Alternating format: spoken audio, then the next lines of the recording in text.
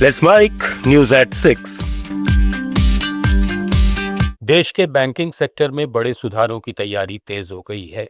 वित्त मंत्री निर्मला सीतारमण ने नई दिल्ली में पीएसबी कॉन्फ्लुएंस के दौरान ऐलान किया कि सरकार जल्द ही बैंकिंग सुधारों के लिए हाई लेवल कमेटी का गठन करेगी। इस कमेटी का प्रस्ताव बजट 2026-27 में रखा गया था। इसका मकसद 2047 तक विकसित भारत के लक्ष्य के मुताबिक बैंकिंग सेक्टर की भूमिका और ज़रूरतों की समीक्षा करना है।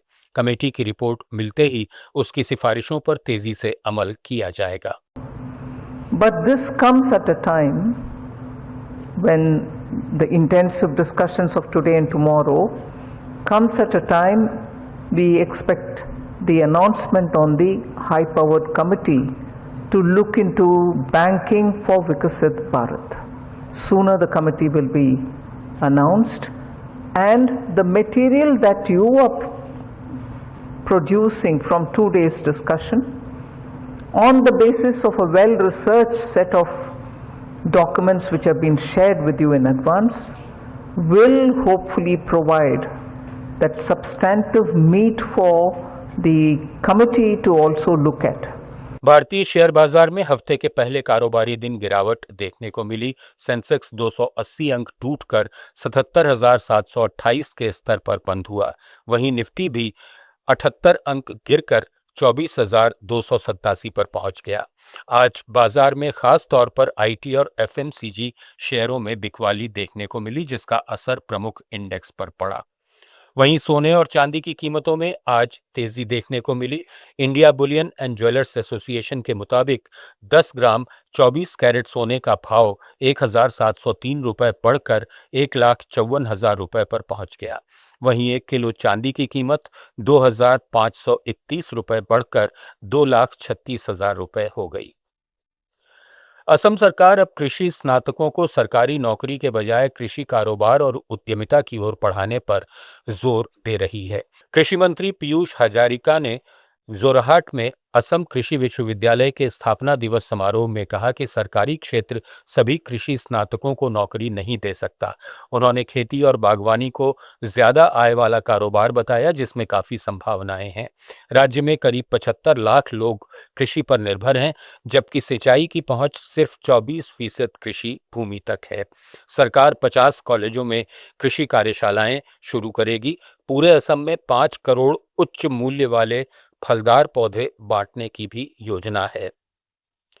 तमिलनाडु की सहकारी दूध उत्पादक संस्था आविन ने दूध खरीद मूल्य बढ़ाने का फैसला किया है। गाय के दूध पर 5 और भैंस के दूध पर 7 रुपये प्रति लीटर बढ़ोतरी का प्रस्ताव है। इससे गाय का दूध 43 और भैंस का 54 रुपये प्रति लीटर हो जाएगा। इससे करीब 3,60,000 किसानों को फायदा होगा, लेकिन आविन का सालाना खर्च 580 से 590 करोड़ रुपए बढ़ेगा।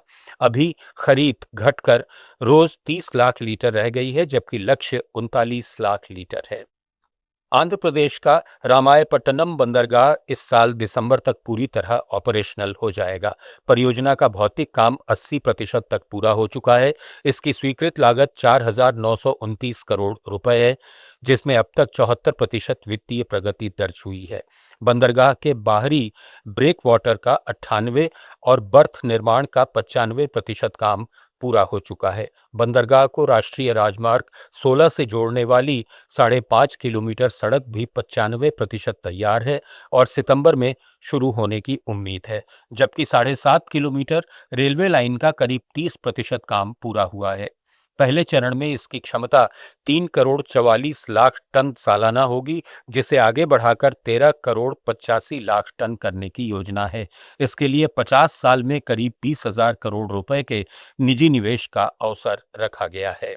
तेलंगाना सरकार ने हैदराबाद के कोर अर्बन रीजन इकोनॉमी यानी क्योर क्षेत्र में पेट्रोल और डीजल ऑटो को इलेक्ट्रिक ऑटो में बदलने के लिए 200 करोड़ रुपए की योजना को मंजूरी दी है। योजना के तहत 18,766 ऑटो को चरणबद्ध तरीके से इलेक्ट्रिक किया जाएगा, जिनमें 11,254 डीजल और 7,512 पेट्रोल ऑटो हैं। सरकार पुराने ऑटो में इलेक्ट्रिक किट लगाने या नया इलेक्ट्रिक ऑटो खरीदने के लिए प्रति ऑटो 1.5 लाख रुपए तक की वित्तीय मदद देगी।